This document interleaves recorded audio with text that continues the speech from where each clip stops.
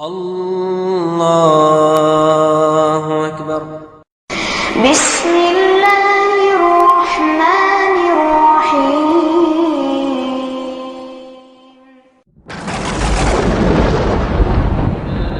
في رسول الله أسوة حسنة. لقد كان لكم في رسول الله أسوة حسنة لمن كان يرجو الله واليوم الآخر وذكر الله كثيرا. اب آپ سماعت فرمائیں 31واں درس مسلمانوں کی بھائی چارگی. إن الحمد لله نحمده ونستعينه ونستغفره ونعوذ بالله من شرور أنفسنا ومن سيئات أعمالنا. من يهده الله فلا مضل له ومن يضلل فلا هادي له وأشهد أن لا إله إلا الله وحده لا شريك له وأشهد أن محمدا عبده ورسوله. أما بعد، اللهم علمنا ما ينفعنا وانفعنا بما علمتنا وزدنا علما نافعا وعملا صالحا يا رب العالمين. اللهم أرنا الحق حقا وارزقنا اتباعه وأرنا الباطل باطلا وارزقنا اجتنابه. ساری تعریفیں اللہ رب العالمین کے لیے ہیں اور مکمل ترین پورے طور پر درود و سلام اس ذات مقدسہ مبارکہ پر جن کو اللہ رب العزت نے اس دنیا میں رشد و ہدایت کے ساتھ رحمت للعالمین بنا کر بھیجا. واجب الاحترام بھائیوں، محترم ساتھیوں،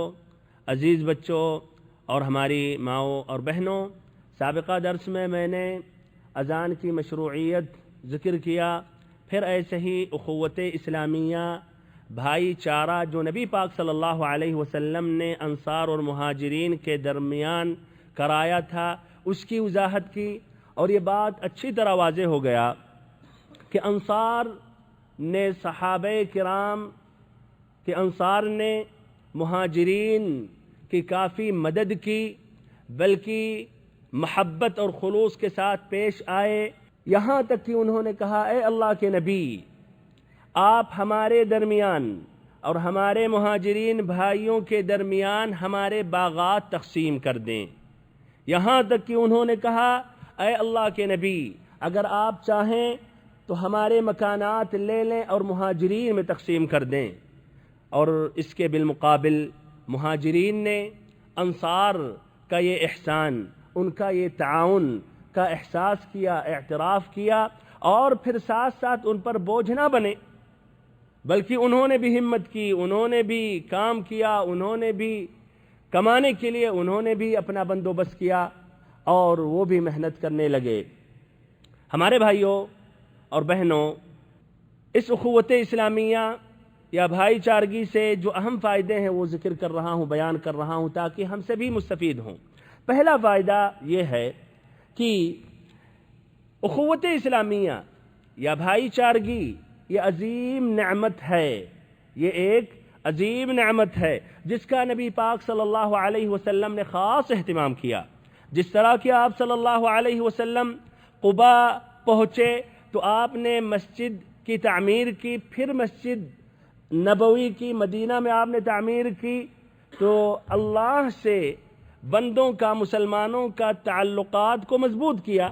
اور یہی تعلقات کو مضبوط کرنے کے لیے مسجدوں کی تعمیر آپ نے کی. تو ایسے ہی مسلمانوں کو ایک دوسرے سے جوڑنے کے لیے، ایک دوسروں کا تعلقات مضبوط کرنے کے لیے نبی پاک صلی اللہ علیہ وسلم نے بھائی چارہ کرایا. اس سے واضح ہوتا ہے کہ یہ دین اسلام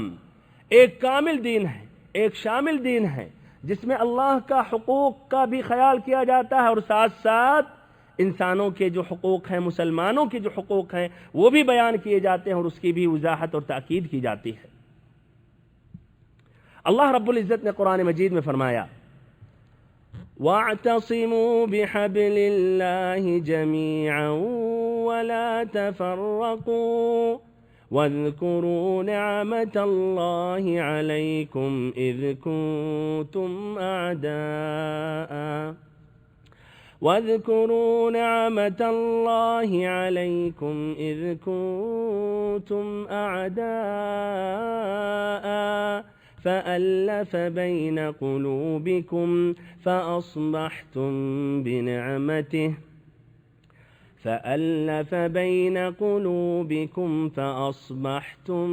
بنعمته إخوانا وكنتم على شفا حفرة من النار فأنقذكم منها کہ اللہ رب العزت کی رسی کو مضبوطی سے پکڑ لو، ولا تفرقوا، اور آپس میں منتشر مت ہو، آپس میں پھوٹ مت ڈالو۔ پھر کہا رب العزت نے وَاذْكُرُوا نِعْمَةَ اللَّهِ عَلَيْكُمْ، اللہ رب العزت کی اس نعمت کو یاد کرو، اذ کنتم اعداء، جب دشمن تھے ایک دوسرے کے، فَأَلَّفَ بَيْنَ قُلُوبِكُمْ، تو اللہ رب العزت نے تمہارے دلوں میں الفت ڈال دی، فَأَصْبَحْتُمْ بِنِعْمَتِهِ إِخْوَانًا، بس اللہ تعالیٰ کی مہربانی سے آپس میں بھائی بھائی ہو گئے،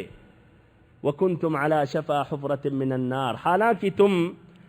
آگ کے گڑھے کے کنارے پہنچ چکے تھے، لیکن اللہ رب العزت نے تمہیں بچا لیا۔ اس آیت کریمہ پر غور و فکر کریں۔ اللہ تعالیٰ نے کہا اللہ تعالیٰ کی اس نعمت کو ذکر کرو جب تم دشمن تھے، پھر اللہ تعالیٰ کی مہربانی سے آپس میں بھائی بھائی ہو گئے، اللہ تعالیٰ کی مہربانی سے آپس میں بھائی بھائی ہو گئے۔ پھر کہا اللہ تعالیٰ نے کہ تم آگ کے گڑھے کے کنارے پہنچ چکے تھے۔ اس سے واضح ہوتا ہے کہ اخوت اسلامیہ یا بھائی چارگی ایک اہم سبب ہے جہنم سے بچنے کے لیے۔ اللہ تعالیٰ ہم سبھی کو جہنم سے بچائے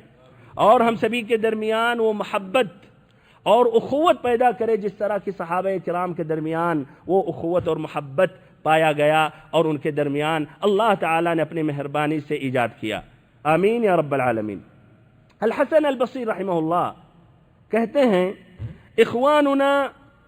احب الینا من اہلنا و اولادنا۔ الحسن البصری رحمہ اللہ کہتے ہیں اخواننا احب الینا من اہلنا و اولادنا لأن اہلنا یذکروننا بالدنیا و اخواننا یذکروننا بالآخرہ، کہ ہمارے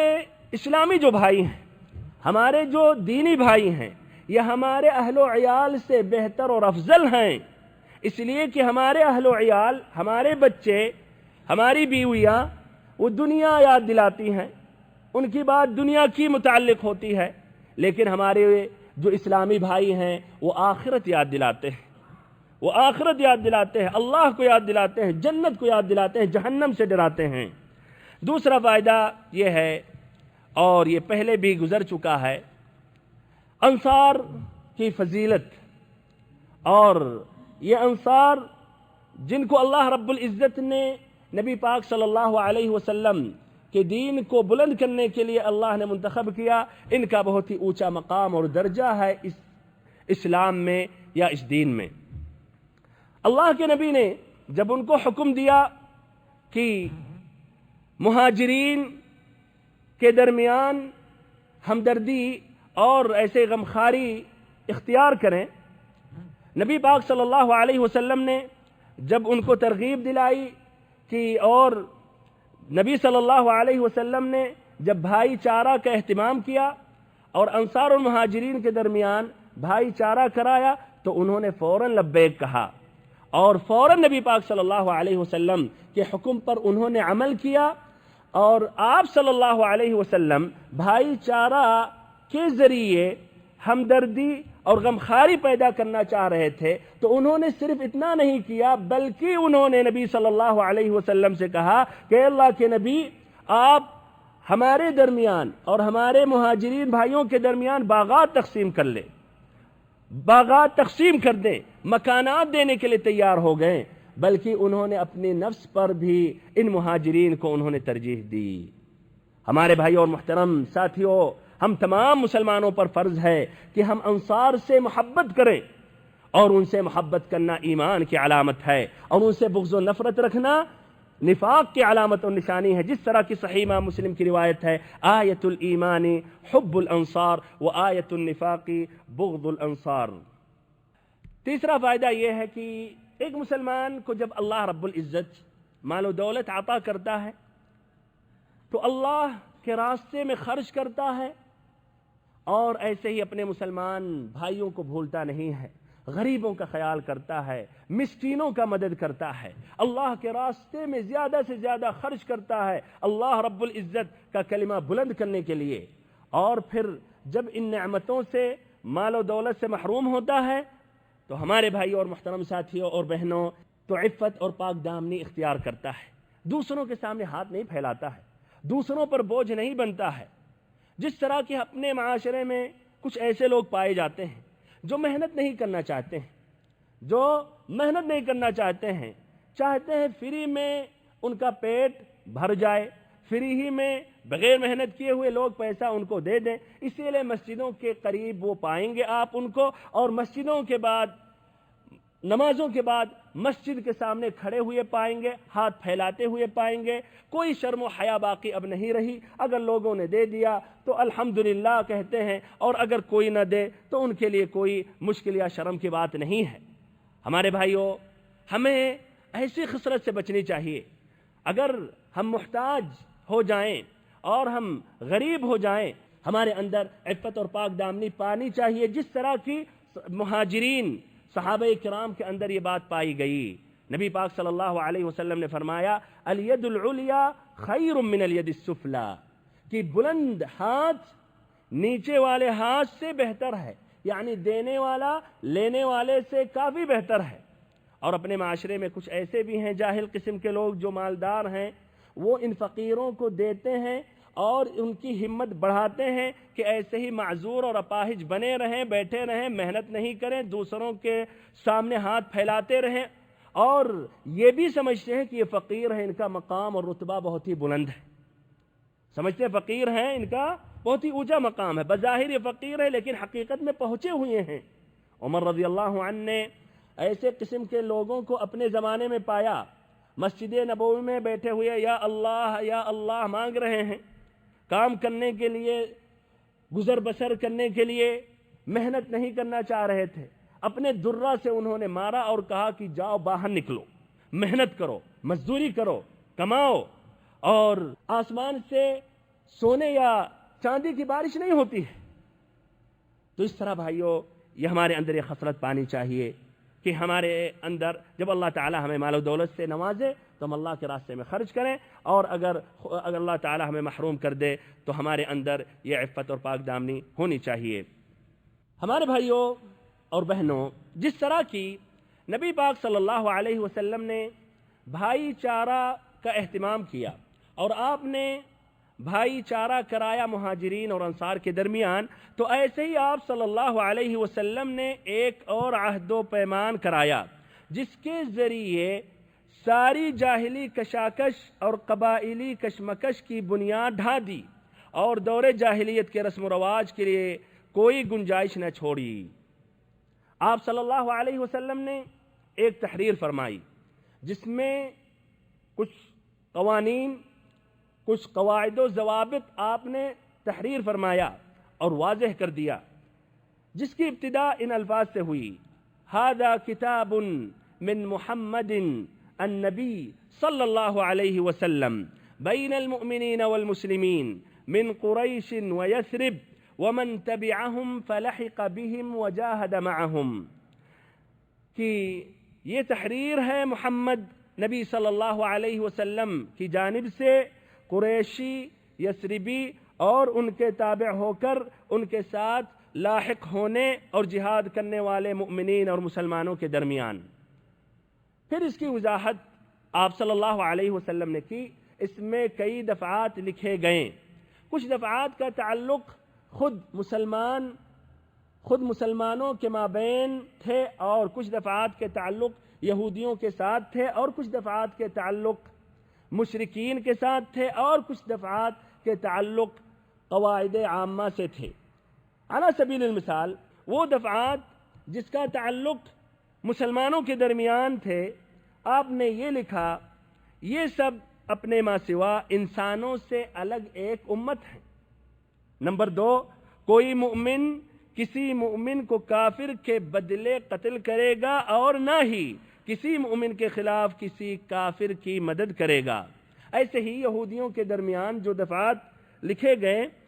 ان میں سے آپ صلی اللہ علیہ وسلم نے یہ لکھا، جو یہود ہمارے پیروکار ہو جائیں ان کی مدد کی جائے گی اور وہ دوسرے مسلمانوں کے مثل ہوں گے، نہ ان پر ظلم کیا جائے گا اور نہ ان کے خلاف تعاون کیا جائے گا۔ ایسے ہی جو مشرکین کے متعلق تھا اس میں سے ایک دفعہ یہ تھا، کوئی مشرک قریش کی کسی جان یا مال کو پناہ نہیں دے سکتا، کوئی مشرک قریش کی کسی جان یا مال کو پناہ نہیں دے سکتا اور نہ کسی مومن کے آگے اس کی حفاظت کے لیے رکاوٹ بن سکتا ہے۔ اس کے لیے آپ سیرت ابن ہشام کی طرف رجوع کر سکتے، اور ایسے ہی شیخ صفی الرحمن بارک پوری رحمہ اللہ نے اپنی کتاب الرحیق المختوم میں بھی ذکر کیا ترجمہ کے ساتھ۔ پھر اس کے بعد اسی درمیان یعنی سن 1 ہجری میں اللہ رب العزت نے فرض نمازوں میں 2 رکعتوں کا اضافہ کیا۔ فرض نمازوں میں 2 رکعتوں کا اضافہ ہوا۔ اس کا معنی مطلب کیا کہ 2 رکعتوں کا اضافہ ہوا؟ اس کا معنی مطلب عائشہ رضی اللہ عنہ کی حدیث سے واضح ہوتا ہے، جس کی روایت امام مسلم نے کی ہے، ایسے ہی امام احمد بن حنبل نے اور ان کے علاوہ اور محدثین نے، جس کا خلاصہ یہ ہے کہ معراج کی رات میں اللہ رب العزت نے 5 وقت کی نمازیں فرض کی۔ شروع میں 50 وقت کی نمازیں تھیں، پھر ایسے ہی تخفیف کرتے کرتے 5 وقت کی نمازیں باقی رہیں۔ تو یہ 5 وقت کی جو نمازیں فرض ہوئیں وہ 2 رکعتوں پر مشتمل تھیں، یعنی فجر کی 2 رکعت، ظہر کی 2 رکعت، عشاء کی، عصر کی 2 رکعت، مغرب کی صرف 3 رکعت، اس لیے کہ مغرب کی جو نماز ہے وہ دن کا وتر ہے۔ مغرب کی جو نماز ہے اس سے ہم دن کی نمازوں کو ختم کرتے ہیں وتر سے، جس طرح کی رات میں جو نمازیں ہیں آخری میں ہم وتر کی نماز پڑھتے ہیں، ایسے ہی عشاء کی 2 رکعت نماز۔ تو ایسے ہی آپ صلی اللہ علیہ وسلم پڑھتے رہے، مدینہ میں بھی ہجرت کرنے کے بعد پڑھتے رہے، پھر 2 رکعتوں کا اضافہ ہوا۔ حالت اقامت میں 2 رکعتوں کا اضافہ ہوا، یعنی ظہر 4 رکعت ہو گئی، عصر 4 رکعت ہو گئی، عشاء 4 رکعت ہو گئی، لیکن مغرب اپنی جگہ 3 ہی رکعت پر باقی رہی، اس لیے اس سے دن کی نمازوں کو ختم کیا جاتا ہے وتر سے، یعنی یہ وتر النہار ہے، دن کا یہ وتر ہے، یا دن کی یہ نماز وتر ہے۔ اور جو فجر کی نماز ہے وہ بھی 2 رکعت پر باقی رہی، اس لیے کہ اس میں لمبی قرأت کی جاتی ہے، اس میں لمبی قرأت امام کرتے ہیں۔ تو یہ حالت اقامت میں اس طرح اس میں یہ تبدیلی لائی گئی اور یہ نماز کی رکعتوں میں اضافہ کیا گیا، لیکن حالت سفر میں وہی باقی رہا، بمعنی فجر اپنی جگہ 2 رکعت، مغرب اپنی جگہ 3 رکعت، اور ظہر، عصر، عشاء 4 رکعتوں کے بجائے 2 رکعتیں۔ پھر اس کے کچھ مہینوں کے بعد نماز کے متعلق ایک نیا حکم نازل ہوا، جو 16 یا 17 مہینے کے بعد، یعنی مدینہ پہنچنے کے 16 یا 17 مہینے کے بعد نماز کے متعلق اللہ تعالی نے ایک نیا حکم نازل کیا، جو بہت سے لوگوں کے لیے فتنہ ثابت ہوا، جو کچھ لوگوں نے کافی شور مچایا، یہودیوں نے مختلف باتیں کہیں، ایسے ہی منافقین نے یا وہ لوگ جن کے دلوں میں بیماری تھی، ایسے ہی مشرکین بھی خوش ہوئے۔ اس کی وضاحت کے لیے یہ بات ذکر کر رہا ہوں، اور یہ کون سا حکم تھا؟ کون سا حکم تھا؟ تحویل قبلہ۔ تحویل قبلہ۔ آپ صلی اللہ علیہ وسلم مکہ میں جب تھے تو آپ بیت المقدس کی طرف متجہ ہو کر نماز پڑھتے تھے، لیکن اپنے سامنے کعبہ کو رکھتے تھے، یعنی کعبہ کی طرف متوجہ ہو کر پھر ایسے ہی بیت المقدس کی طرف متوجہ ہوتے تھے۔ لیکن جب مدینہ تشریف لائے تو بیت المقدس تو شمال میں واقع ہے اور مکہ جنوب میں. تو اس طرح آپ صلی اللہ علیہ وسلم بیت المقدس کی طرف متجہ ہو کر بیت المقدس کی طرف رخ کر کے نمازیں پڑھتے تھے. لیکن آپ صلی اللہ علیہ وسلم بار بار آسمان کی طرف اپنا چہرہ اٹھا کر دیکھا کرتے تھے، گویا آپ وحی کا انتظار کرتے تھے کہ اللہ رب العزت یہ قبلے کو بدل دے، بیت المقدس کے بجائے کعبہ کی طرف، مکہ کی طرف متوجہ ہو کر نماز پڑھیں. آپ صلی اللہ علیہ وسلم کی چاہت تھی، آپ صلی اللہ علیہ وسلم یہی پسند کرتے تھے، اور ساتھ ساتھ یہودیوں کی مخالفت کرنا چاہتے تھے اور ان کو ذلیل اور رسوا کرنا چاہتے تھے، اور ان کی مشابہت اس میں نہیں کرنا چاہتے تھے. بہرحال اللہ رب العزت نے نبی پاک صلی اللہ علیہ وسلم کی تمنا کو پوری کی، اور اللہ رب العزت نے نبی پاک صلی اللہ علیہ وسلم کی یہ جو خواہش تھی اللہ نے مکمل کیا. قرآن مجید کی آیت کریمہ نازل ہوئی. فرمایا رب العزت نے قَدْ نَرَى تَقَلُّبَ وَجْهِكَ فِي السَّمَاءِ فَلَنُوَلِّيَنَّكَ قِبْلَةً تَرْضَاهَا فَوَلِّ وَجْهَكَ شَطْرَ الْمَسْجِدِ الْحَرَامِ وَحَيْثُ مَا كُنتُمْ فَوَلُّوا وُجُوهَكُمْ شَطْرَهُ. کہ ہم نے آپ صلی اللہ علیہ وسلم کے چہرے کو چہرے کو بار بار آسمان کی طرف اٹھاتے ہوئے دیکھا. ہم آپ صلی اللہ علیہ وسلم کو ایسے قبلے کی طرف پھیریں گے جو آپ صلی اللہ علیہ وسلم پسند کرتے ہیں. فَوَلِّ وَجْهَكَ شَطْرَ الْمَسْجِدِ الْحَرَامِ. تو اے اللہ کے نبی آپ اپنا چہرہ مسجد حرام کی طرف پھیر لیں. وَحَيْثُ مَا كُنْتُمْ فَوَلُّوا وُجُوهَكُمْ شَطْرَهُ. اور تم کہیں بھی ہو تو اپنا چہرہ مسجد حرام کی طرف پھیر لو، یعنی نماز کی حالت میں. تو اس طرح نبی پاک صلی اللہ علیہ وسلم کی تمنا پورا ہوئی، اور یہ قبلہ کو بیت المقدس کے بجائے اس کو پھیر دیا گیا مسجد حرام کعبہ کی طرف. صحیح امام بخاری کی روایت ہے کہ نبی پاک صلی اللہ علیہ وسلم ہجرت کے بعد 16 یا 17 مہینہ تک بیت المقدس کی طرف نماز پڑھتے رہے، لیکن آپ چاہتے تھے کہ یہ قبلہ بدل دیا جائے. تو ایسے ہی آپ نماز عصر میں تھے کہ جبریل امین نازل ہوئے اور قبلہ کو بدل دیا گیا. تو عصر ہی کی نماز میں آپ نے اپنا چہرہ کعبہ کی طرف پھیر لیا. ابن حجر رحمہ اللہ کہتے ہیں کہ پہلی نماز جس نماز میں نبی پاک صلی اللہ علیہ وسلم کعبہ کی طرف متوجہ ہوئے وہ ظہر کی نماز تھی، اور وہ مسجد نبوی میں نہیں بلکہ بنی سلمہ میں یا بنی سلمہ میں آپ صلی اللہ علیہ وسلم ام بشر ابن البراء ابن معرور کی زیارت کے لیے بنی سلمہ میں نکلے. وہاں جب پہنچے تو ظہر کا وقت آ گیا، تو آپ نے ظہر کی نماز پڑھائی. دوسری رکعت میں تھے کہ جبریل امین آ گئے اور انہوں نے حکم دیا کہ آپ صلی اللہ علیہ وسلم اپنا چہرہ اب کعبہ کی طرف کر لے، آپ اپنا رخ کعبہ کی طرف کر لے. نماز ہی کے دوران آپ صلی اللہ علیہ وسلم کعبہ کی طرف متوجہ ہو گئے، اور اس طرح ظاہری ہے کہ آپ آگے تھے تو وہاں سے آپ ادھر پیچھے آئے اور چہرہ آپ نے مکہ کی طرف کیا، اور جہاں عورتیں تھیں وہاں مرد آ گئے اور جہاں مرد تھے وہاں عورتیں آ گئیں. اس طرح آپ صلی اللہ علیہ وسلم نے پہلی نماز جو کعبہ کی طرف پڑھی وہ ظہر کی نماز تھی. پھر اس کے بعد آپ نے مسجد نبوی میں عصر کی نماز پڑھائی. عصر کی نماز میں ایک صحابی رسول شامل تھے، انہوں نے کعبہ کی طرف نماز پڑھی. پھر یہاں سے نکلے اور کچھ صحابہ کرام سے گزرے جو اپنی مسجد میں نماز پڑھ رہے تھے بیت المقدس کی طرف، رکوع کی حالت میں تھے. تو انہوں نے کہا کہ اللہ تعالیٰ کو گواہ بنا کر میں یہ کہہ رہا ہوں کہ میں نے ابھی نبی پاک صلی اللہ علیہ وسلم کے پیچھے نماز پڑھی اور آپ مکہ کی طرف متوجہ ہو کر نماز آپ نے پڑھی. رکوع کی حالت میں بھائیو وہ پھر گئے ادھر سے اور کعبہ کی طرف متوجہ ہو گئے۔ سبحان اللہ، دیکھیے صحابہ کرام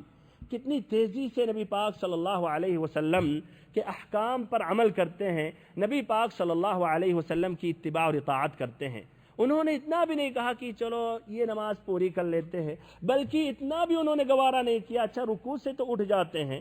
رکوع ہی میں بھائیو انہوں نے اپنا چہرہ یا اپنا رخ انہوں نے بدل لیا۔ بہرحال اب ادھر ایک بات اٹھی کہ ان صحابہ کرام کا کیا حال ہوگا۔ یہاں ایک بات آئی کہ ان صحابہ کرام کا حال کیا ہوگا جو اب تک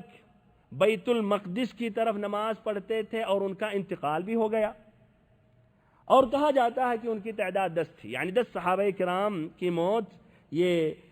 کعبہ کی طرف متوجہ ہونے سے پہلے ان کی موت واقع ہوئی۔ تو ان کے بارے میں تشویش ہوئی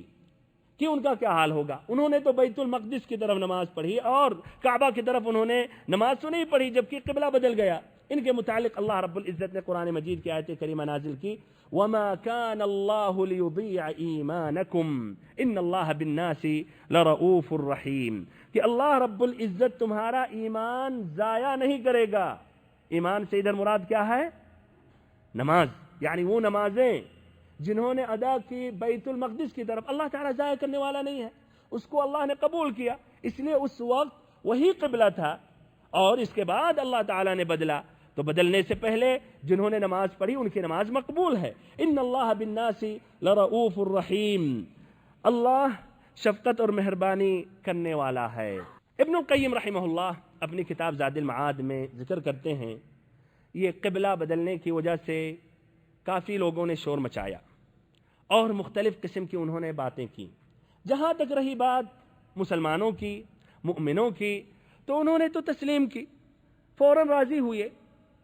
ان کے لیے برابر ہے بیت المقدس کی طرف اللہ حکم دے یا کعبہ کی طرف حکم دے، اور اگر اللہ تعالیٰ کہیں اور تیسری سمت کی طرف حکم دے گا تو لبیک کہنے کے لیے تیار ہیں۔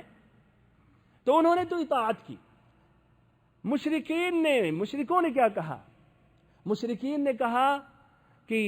یہ نبی صلی اللہ علیہ وسلم آہستہ آہستہ ہماری طرف مائل ہو رہے ہیں اور ہمارے دین میں عن قریب داخل ہو جائیں گے،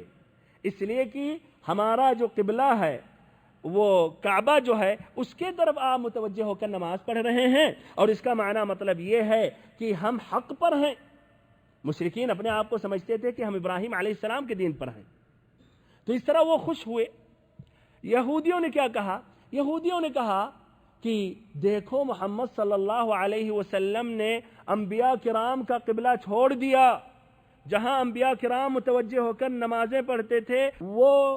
قبلہ کو چھوڑ کر ایک نیا قبلہ اپنے لیے انہوں نے تجویز کی۔ پھر یہ بھی انہوں نے کہا کہ اگر یہ اللہ کے رسول ہوتے تو انبیاء کرام کا جو قبلہ تھا اسی قبلے پر برقرار رہتے۔ منافقین نے یا جن کے دلوں میں بغض، نفرت اور کینہ تھا نبی صلی اللہ علیہ وسلم کے لیے، انہوں نے کیا کہا؟ انہوں نے کہا یہ تو عجیب بات ہے، یہ تو عجیب و غریب بات ہے نبی صلی اللہ علیہ وسلم کی۔ اگر بیت المقدس کی طرف متوجہ ہو کر جب نماز پڑھ رہے تھے وہ قبلہ اگر حق ہے، وہ قبلہ اگر حق ہے، آپ ایک باطل قبلہ کی طرف منتقل ہو رہے ہیں، اور اگر جس طرف آپ منتقل ہوئے یعنی کعبہ کی طرف وہ حق ہے، تو اس کا معنی مطلب 16-17 مہینہ آپ باطل قبلہ کی طرف متوجہ ہو کر نماز پڑھ رہے تھے۔ ایسے ہی سفہاء نے، نادانوں نے بھی، کم عقل کے لوگوں نے بھی مختلف قسم کی باتیں کی۔ اللہ تعالیٰ نے ان کے بارے میں بھی ذکر کیا، فرمایا سَيَقُولُ السُّفَهَاءُ مِنَ النَّاسِ مَا وَلَّاهُمْ عَنْ قِبْلَتِهِمُ الَّتِي كَانُوا عَلَيْهَا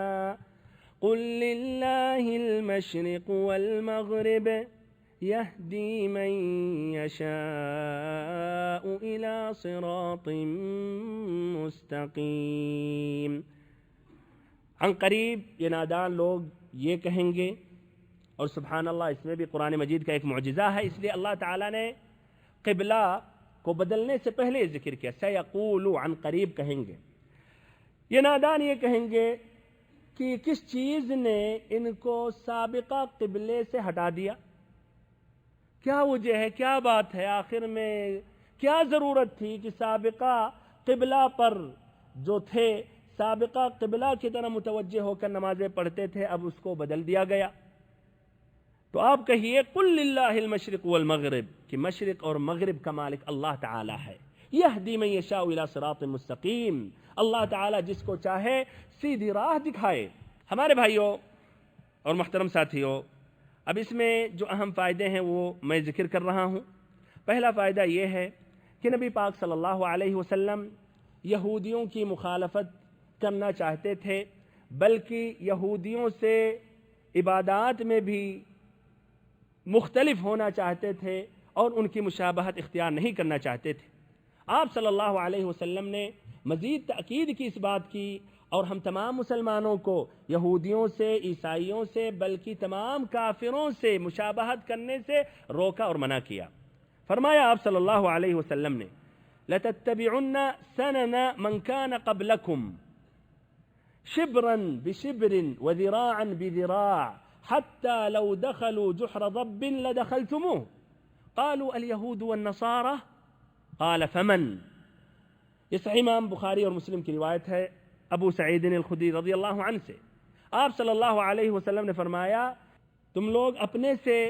پہلے کے لوگوں کی مشابہت اختیار کرو گے، ان کی تقلید کرو گے، ان کے پیچھے پیچھے چلو گے، یہاں تک کہ اگر رب کے سوراخ میں، سانڈے کے سوراخ میں داخل ہو جائیں تم بھی داخل ہو جاؤ گے۔ صحابہ کرام نے کہا یہود و نصارہ مراد ہیں آپ کی اس بات سے؟ تو آپ صلی اللہ علیہ وسلم نے کہا تو پھر اور کون مراد ہے؟ یعنی یہودی اور عیسائیوں کی تقلید کرو گے، ان کی مشابہت اختیار کرو گے۔ اور آج ہم یہ باتیں پا رہے ہیں اپنے معاشرے میں، مرد ان کے مردوں کی تقلید کر رہے ہیں، ان کی مشابہت اختیار کر رہے ہیں، اور ہماری عورتیں ان کی عورتوں کی مشابہت اختیار کر رہی ہیں۔ فإلی اللہ المشتکا۔ ایسے آپ صلی اللہ علیہ وسلم نے ڈرایا اور ہم سبھی کو کافروں کی مشابہت سے منع کیا۔ ابو داؤد کی روایت ہے ایسے ابن حبان کی، فرمایا آپ صلی اللہ علیہ وسلم نے من تشبہ بقوم فہو منہم، جس نے کسی قوم کی مشابہت اختیار کی تو وہ انہی میں سے ہے۔ دوسرا فائدہ یہ ہے کہ ہم تمام مسلمانوں پر واجب اور فرض ہے کہ نماز کی حالت میں کعبہ کی طرف متوجہ ہو کر نماز پڑھیں۔ نماز کی ایک شرط ہے، اور اگر قصداً کعبہ کے بجائے کوئی دوسری طرف متوجہ ہو کر نماز پڑھے تو اس کی نماز بھائیو کیا رائے ہے؟ مقبول نہیں ہے۔ جس طرح کی وضو نماز کی ایک شرط ہے اور بغیر وضو اگر کوئی نماز پڑھے اس کی نماز مقبول نہیں ہے، تو ایسے ہی اگر کعبہ کی طرف متوجہ ہونے کے بجائے کسی اور سمت، کسی اور طرح متوجہ ہو کر نماز پڑھے تو اس کی نماز قابل قبول نہیں ہے۔ اور قرآن میں یہ بات واضح ہے، جس طرح کی یہ آیت کریمہ میں ابھی یہ بات گزری، اللہ تعالیٰ نے فرمایا فَوَلِّ وَجْهَكَ شَطْرَ الْمَسْجِدِ الْحَرَامِ، کہ اللہ کے نبی اپنا چہرہ کعبہ کی طرف کر کے نماز پڑھیں،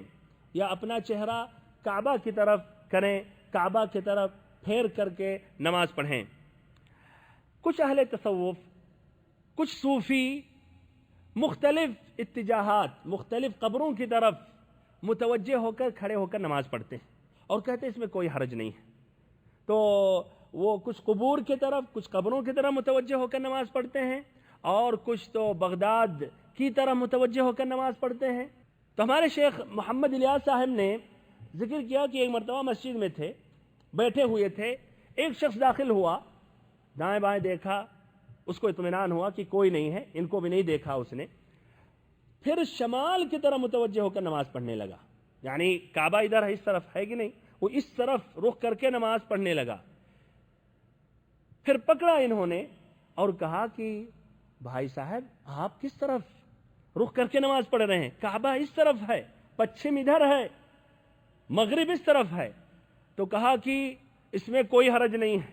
اللہ تعالیٰ نے فرمایا فَأَيْنَمَا تُوَلُّوا فَثَمَّ وَجْهُ اللَّهِ۔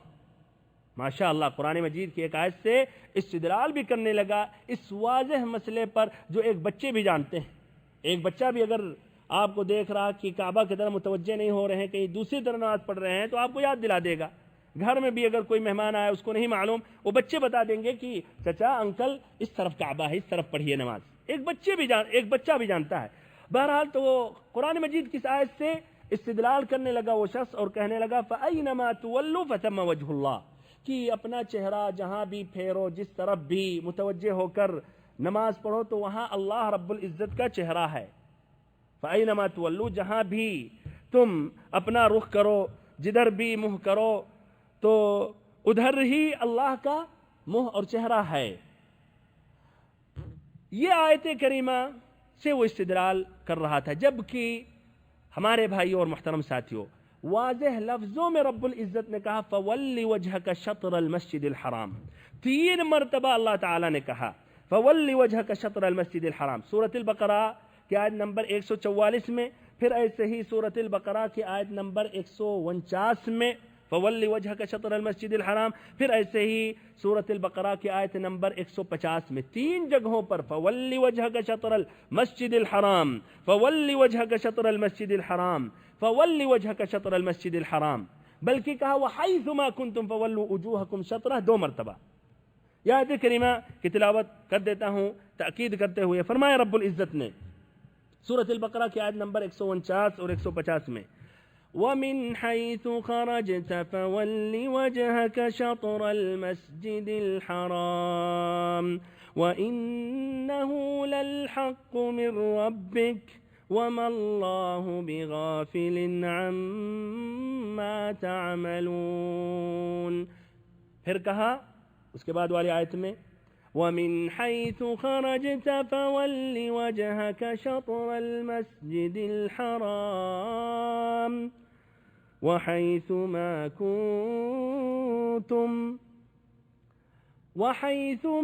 كُنْتُمْ فَوَلُّوا وُجُوهَكُمْ شَطْرَهُ، آپ جہاں سے نکلیں اپنا منہ مسجد حرام کی طرف کر لیا کریں، جہاں سے بھی نکلیں، جہاں بھی ہوں، یہی حق ہے اللہ رب العزت کی طرف سے۔ وَمَا اللَّهُ بِغَافِلٍ عَمَّا تَعْمَلُونَ، اور جو تم کر رہے ہو اس سے اللہ رب العزت بے خبر نہیں ہے۔ اللہ اکبر، شاید واللہ اعلم جس طرح کی آیت میں رد ہے ان لوگوں پر جو اس طرح مختلف سمتوں کی طرح متوجہ ہو کر نماز پڑھتے ہیں، ان صوفیوں پر رد ہے اس آیت کریمہ میں۔ اللہ تعالیٰ کو علم تھا کہ کچھ ایسے صوفی آئیں گے جو بغداد کی طرف رخ کے نماز پڑھیں گے یا اجمیر کی طرف رخ کر کے نماز پڑھیں گے۔ اللہ نے کہا وَمَا رَبُّكَ، اللہ رب العزت نے فرمایا وَمَا اللَّهُ بِغَافِلٍ عَمَّا تَعْمَلُونَ، جو تم کر رہے ہو اس سے اللہ رب العزت بے خبر نہیں ہے۔ پھر کہا وَمِنْ حَيْثُ خَرَجْتَ فَوَلِّ وَجْهَكَ شَطْرَ الْمَسْجِدِ الْحَرَامِ، آپ جہاں سے نکلیں اپنا منہ یعنی نماز کے لیے مسجد حرام کی طرف کر لیا کریں، اور تم لوگ جہاں بھی ہو تو اپنا چہرہ مسجد حرام کی طرف کر لیا کرو۔ اور اس آیت کریمہ سے بھائیو مراد یہ ہے فَأَيْنَمَا تُوَلُّوا فَثَمَّ وَجْهُ اللَّهِ، جہاں بھی اپنا چہرہ کرو تو وہاں اللہ رب العزت کا چہرہ ہے۔ اس سے مراد یہ ہے نمبر 1 کہ اگر آپ سفر میں ہیں اور نفلی نمازیں پڑھنا چاہتے ہیں تو آپ تکبیر تحریمہ کے لیے کعبہ کا رخ کریں، پھر اس کے بعد سواری پر سوار ہو جائیں، سواری جس طرف بھی جائے، چاہے آپ گاڑی میں ہوں یا جہاز میں، آپ پڑھیں، اس میں کوئی حرج نہیں ہے، جس طرح کہ ابن حجر رحمہ اللہ نے کہا، اور یہ حدیثوں میں بھی یہ بات پائی جاتی ہے۔ دوسرا معنی مطلب اس کا یہ ہے کہ اگر ایک آدمی صحرا میں ہے، مثلا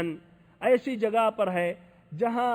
لوگ نہیں ہیں، نماز کا وقت آ گیا اور اس کو کعبہ یا قبلہ کا پتہ نہیں ہے، تو وہ اجتہاد یعنی کوشش کرے گا، ذرا دماغ لگائے گا کہ غالباً کس طرف یہ قبلہ ہے، پھر اس طرف نماز وہ پڑھے گا، اور پھر بعد میں اگر پتہ چلا کہ نہیں وہ تو کعبہ کی طرف اس نے نماز نہیں پڑھی تو کوئی حرج نہیں، اس کی نماز مقبول ہے۔ ایسے ہی تیسرا معنی مطلب جس طرح کی یہ شان نزول سے واضح ہوتا ہے، اس سے مراد یہ ہے کہ جن لوگوں نے بیت المقدس کی طرف نمازیں پڑھی اور پھر اس کے بعد ان کا انتقال ہو گیا، کعبہ کی طرف انہوں نے نمازیں نہیں پڑھی، اللہ تعالیٰ نے ان کی نمازوں کو قبول کیا۔ اس لیے اگرچہ وہ بیت المقدس کی طرف رخ کر کے انہوں نے نماز پڑھی، اللہ تعالیٰ وہ بھی اس کا مالک ہے اور انہوں نے اللہ ہی کے لیے نماز پڑھی اور اس طرح ان کی نماز مقبول ہے۔ تیسرا فائدہ یہ ہے کہ صحابہ کرام کی ایک جو اہم صفت تھی جس کی وجہ سے ان کو اونچا مقام اور بلند درجہ ملا وہ یہ تھا کہ نبی پاک صلی اللہ علیہ وسلم کے حکم پر لبیک کہتے تھے۔ ہمارے بھائیوں اور بہنوں غور کریں، رکوع کی حالت میں یہ تھے، کچھ صحابہ کرام پہنچے اور کہنے لگے کہ قبلہ بدل گیا۔ رکوعی کی حالت میں انہوں نے اپنے آپ کو کعبہ کی طرف اپنا رخ کر لیا، رکوعی کی حالت میں وہ بھی پھر گئے اور اس طرح کعبہ کی طرف انہوں نے اپنا رخ کر لیا۔ یہی مومن کی ایک صفت ہونی چاہیے کہ جہاں اللہ کا حکم آ جائے، نبی پاک صلی اللہ علیہ وسلم کا حکم آ جائے، فوراً اس پر عمل کرنا شروع کر دے، نہ کہ حجت کرے۔ صحابہ کرام حجت نہیں کرتے تھے، اپنی عقل نہیں دوڑاتے تھے یا ایسے بہانے نہیں ڈھونڈتے تھے۔ انہوں نے یہ نہیں کہا اچھا یہ نماز پوری کر لیتے ہیں، ذرا تحقیق کر لیتے ہیں، بعد میں جا کے نبی صلی اللہ علیہ وسلم سے سوال کرتے ہیں، نہیں۔ تو ایسے ہی ہمیں بھی بھائیوں چاہیے کہ ہم اللہ تعالیٰ کے حکم پر اور نبی صلی اللہ علیہ وسلم کے حکم پر لبیک کہیں۔ ابن کثیر رحمہ اللہ فرماتے ہیں فَحَيْثُمَا وَجَّهَنَا سُبْحَانَهُ تَوَجَّهْنَا فالطاعة في امتثال أمره ولو وجهنا في كل يوم مرات إلى جهات متعددة فنحن عبيده وفي تصرفه وخدامه حينما وجهنا توجهنا، کہ ہم اللہ تعالیٰ کے بندے ہیں، ہم اللہ کے غلام ہیں، اللہ تعالیٰ جس طرف حکم دے گا کہ اس طرف رخ کر کے نماز پڑھو تو ہم اسی طرف ہو جائیں گے، اور اگر اللہ تعالیٰ ہر دن مختلف جہات مختلف سمتوں کی طرف کہے کہ ایک مرتبہ شمال کی طرف متوجہ ہو کر نماز پڑھو، ایک طرف مشرق کی طرف رخ کر کے نماز پڑھو، ایک مرتبہ مغرب کی طرف، تو ہمیں لبیک کہنا چاہیے، ہم اللہ کے بندے ہیں، ہم اللہ کے غلام ہیں، ہمیں اعتراض نہیں کرنا چاہیے۔ چوتھا اور آخری فائدہ، جو قبلہ کو بدلا گیا اس میں عظیم فتنہ تھا لوگوں کے لیے اور مختلف قسم کی باتیں لوگوں نے کی، یہاں تک کہ دشمنان اسلام نے مختلف شبہات پیش کیے، لیکن ایک مسلمان اللہ کے حکم پر عمل کرتا ہے اور نبی صلی اللہ علیہ وسلم کی اتباع کرتا ہے، اور کافروں کے جو شبہات ہوتے ہیں، جو رکاوٹیں قائم کرتے ہیں روکنے کے لیے دین سے، قرآن سے، حدیث سے، اس پر توجہ نہیں دیتا ہے اور صحیح علم حاصل کرتا ہے اور صحیح علم کے ذریعے ان شبہات کا رد کرتا ہے۔ اللہ تعالیٰ سے ہم آخری میں دعا کرتے ہیں کہ اللہ تعالیٰ ہم سبھی کو علم نافع عطا کرے، ہم سبھی کو نبی پاک صلی اللہ علیہ وسلم کی سنتوں پر عمل کرنے کی توفیق دے، اور ہم سبھی کو نبی پاک صلی اللہ علیہ وسلم کے سیدھے اور واضح راستے پر چلائے۔ وصلی اللہ وسلم وبارک وانعم علی عبدک ورسولک محمد۔